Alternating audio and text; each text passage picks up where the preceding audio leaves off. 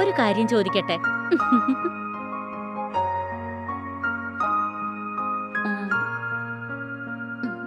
ഒരു പക്ഷെ ഞാൻ ബ്രേക്കപ്പ് ചെയ്താ നീ എന്തു ചെയ്യും? പെട്ടെന്ന് മരിച്ചു പോകുന്ന പോലെ എന്റെ ഹാർട്ട് അത്ര വീക്കൊന്നുമല്ല. എന്തെങ്കിലും ഒരു പുതിയ കാര്യം ഞാൻ പഠിക്കും. അങ്ങനെയൊന്നും സംഭവിക്കില്ല. ഞാൻ ഒരിക്കലും നിന്നെ വിട്ടു പോവില്ല.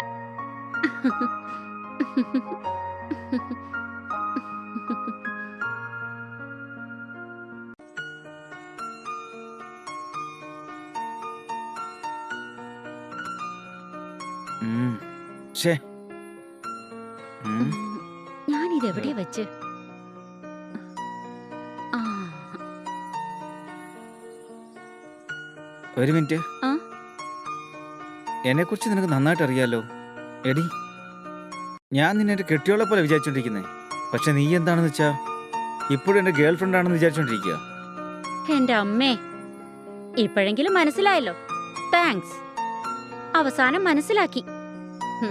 ഇത് നോക്ക്, ഈ ഫാമിലി ലൈഫൊന്നും എനിക്ക് തീരെ യോജിക്കില്ല. അവനോട് ചാറ്റ് ചെയ്യരുത്, ഇവനോട് ചാറ്റ് ചെയ്യരുത്, ആ ഡ്രസ് ഇടരുത്, ഈ ഡ്രസ് ഇടരുത്, അവനോടൊപ്പം ബൈക്കിൽ പോവരുത്. ഈ വക റെസ്ട്രിക്ഷൻസ് ഒന്നും എനിക്ക് ഇഷ്ടമല്ല. പക്ഷേ ഇത് സ്റ്റാർട്ടിങ് നീ കെയറിംഗ് എന്നല്ലേ പറഞ്ഞത്? ഇപ്പൊ എന്താ ഇതിങ്ങനെ മാറിയേ? മാറിയത് ഞാനല്ല. പിന്നെ നിനക്കുള്ളിൽ എന്തിനാ ഇത്രയും മാറ്റം? അതൊന്നും പറഞ്ഞാൽ മനസ്സിലാവില്ല. ഇങ്ങനെ എപ്പോ നോക്കിയാലും റൂമിൽ അടച്ചിരിക്കാനൊന്നും എന്നെ കൊണ്ട് പറ്റില്ല.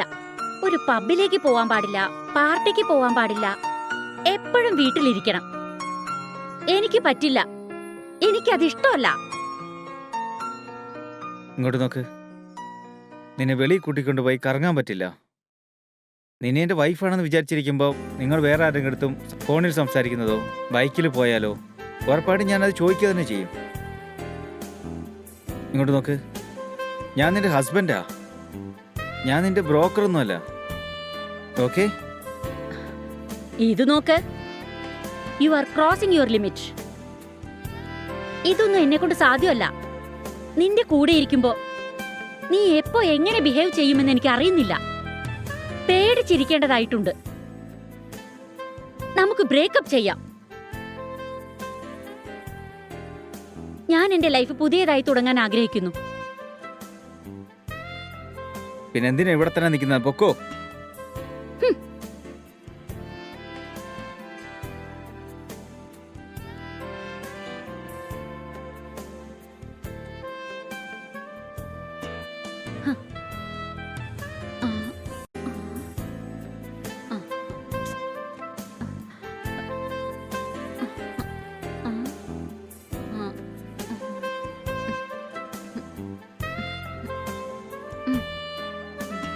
ഇങ്ങോട്ട് നോക്ക് വിജി,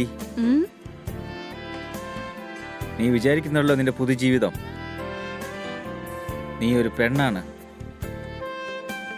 നല്ല കണ്ണുകൊണ്ട് ആരും നിന്നെ കാണില്ല. പെണ്ണായ മാത്രം മതി. 90% ആമ്പിള്ളേരും അവരെടുത്തു വെക്കുന്ന ഓരോ അടിയും ബെഡ്റൂമിലേക്ക് തന്നെ ആയിരിക്കും. ജാഗ്രതയായിട്ടിരിക്കും. നീ എൻ്റെ കൂടെ ഇല്ലെങ്കിലും നിനക്ക് പേടിയുള്ള സമയത്തല്ല നിന്റെ കൂടെ തന്നെ ഇരുന്ന് ഞാൻ ധൈര്യം പകരും. നീ സങ്കടപ്പെട്ടിരിക്കുന്ന സമയത്ത് നിന്നെ ആശ്വസിപ്പിക്കാൻ ഞാൻ എപ്പോഴും നിന്റെ കൂടെ ഉണ്ടാവുന്നുള്ളത് നീ മറന്നു പോകണ്ട.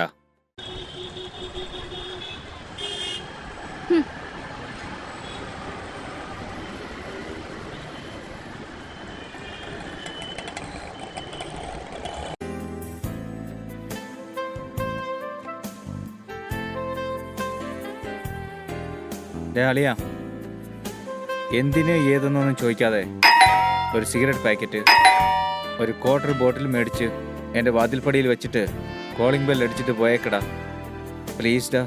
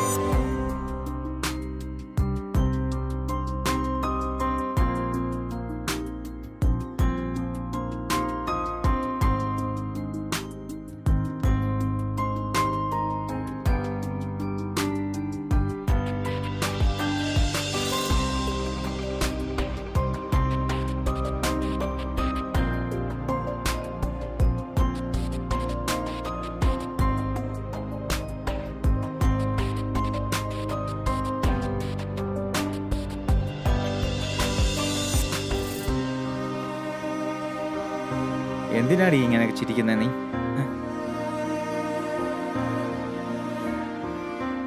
പ്രേമിക്കുമ്പോൾ നീയൊക്കെ 100 കഥയാ പറയുന്നേ. പക്ഷെ അങ്ങനെ കല്യാണം കഴിക്കാന്ന് പറഞ്ഞാൽ ഒന്നും പറയാതെ അങ്ങ് പോയിക്കും. നിങ്ങളെ ഒന്നും ഒരിക്കലും മനസ്സിലാക്കാൻ പറ്റത്തില്ല എൻ്റെ ദൈവമേ. ഛേ, എന്നെ വേണം പറയാൻ. ഞാനല്ലേ നിന്റെ പുറകെ വന്നത്. പ്രേമം പ്രേമം എന്ന് പറഞ്ഞ് നിന്റെ പുറകെ നടന്നു വന്നില്ലേ? എന്നെയൊക്കെ ചെരുപ്പ് കൊണ്ട് വേണം അടിക്കാനായിട്ട്. ഛേ,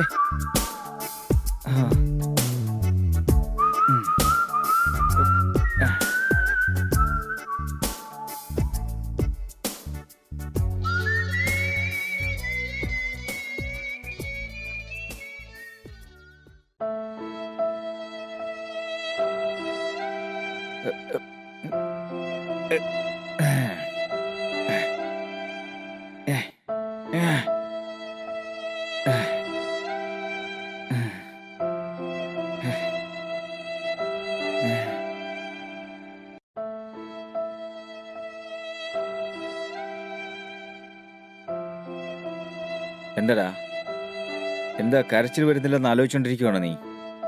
സങ്കടം 2 വിധത്തിലുണ്ടടാ. ഒന്ന് ആലോചിക്കാൻ വേണ്ടി മാത്രമുള്ളത്. ഈ ചിന്തകളൊക്കെ മനസ്സിൽ വന്നിടുമ്പോൾ മെഴുകുപോലെ ഉരുകി മഴ പോലെ കണ്ണിൽ നിന്ന് പെയ്തുകൊണ്ടേയിരിക്കും. രണ്ടാമത് ഹൃദയമായി സംബന്ധമുള്ളത്.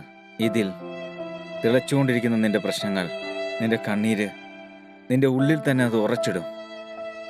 നീ സെക്കൻഡ് സ്റ്റേജിലാണോ ഉള്ളത്? എന്തെങ്കിലും ചെയ്യാനായി മറന്നു പോകും നീ.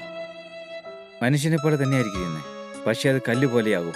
ഇങ്ങനെയുള്ള ആൾക്കാർ തെറ്റുകാരനായാലും കുഴപ്പമില്ല, ആലോചിക്കുന്ന ഒരിക്കലും വിടാൻ പാടില്ല. എന്തെങ്കിലുമൊക്കെ ചെയ്തോണ്ട് അതിന്ന് വെളി വരണം. എങ്ങനെ വരണം? പറ്റിച്ച പെണ്ണിനെ കൊല്ലണോ? ഇല്ല, അങ്ങനെ നടക്കാൻ കാരണമായ ആ സിറ്റുവേഷനെയും ഒന്നും ചെയ്യാതിരിക്കുന്ന എനിക്ക് അതിനുള്ള അവകാശമില്ല. ഒന്ന്, ഒരു പെണ്ണിൻ്റെ ഓർമ്മകളെ മറന്നു പോകുന്നതിന് വേണ്ടി വേറൊരു പെണ്ണുമായിട്ട് ബന്ധമുണ്ടാക്കുന്ന ശരി. ആ പറയടാ, എന്താടാ നിന്റെ പ്രേമത്തിന് ദൂരെ നീ വെളി വന്നില്ലേ? ഇനി എത്ര നാളെ നീ ഇങ്ങനെ ഇരിക്കാൻ പോന്നേ? എങ്ങനെ വെളി വരണം? പറ്റിച്ച പെണ്ണിനെ കൊല്ലച്ചിടോ ഞാൻ?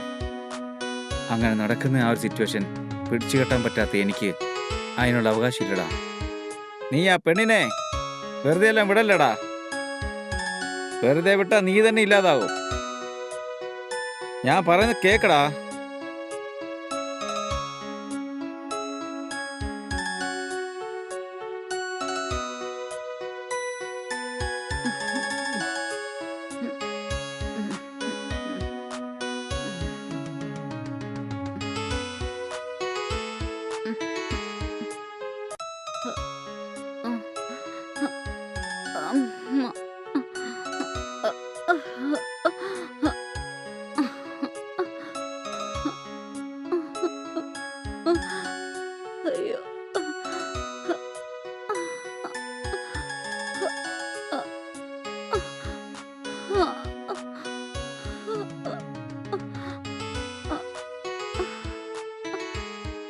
അയ്യോ,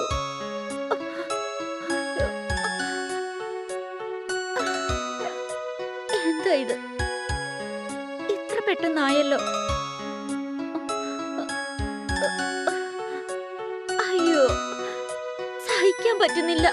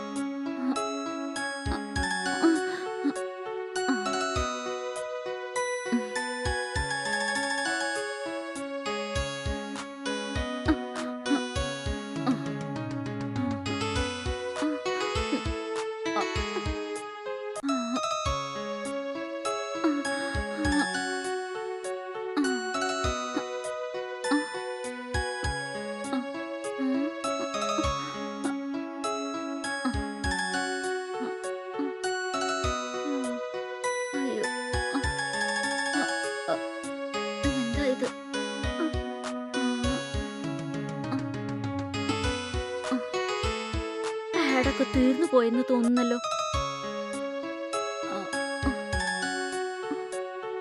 കടയ്ക്ക് പോയി വാങ്ങിക്കൊണ്ടുവരാം.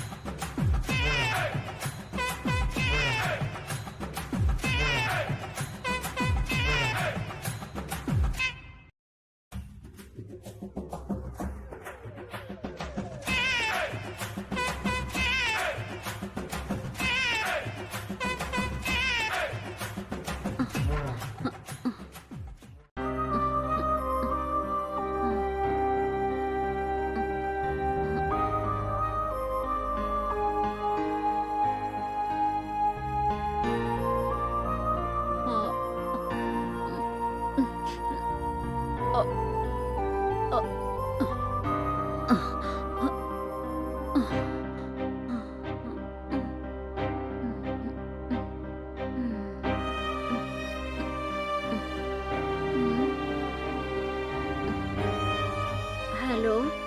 ആ ശില്പേ, നിനക്ക് പണം ആവശ്യമുണ്ടെന്ന് പറഞ്ഞില്ലേ? ഒരു നല്ല പാർട്ടി വന്നിട്ടുണ്ട്, പറഞ്ഞയക്കട്ടെ? ഇപ്പോഴോ? 5 ഡേയ്സ് കഴിഞ്ഞ്. 5 ഡേയ്സ് കഴിഞ്ഞോ?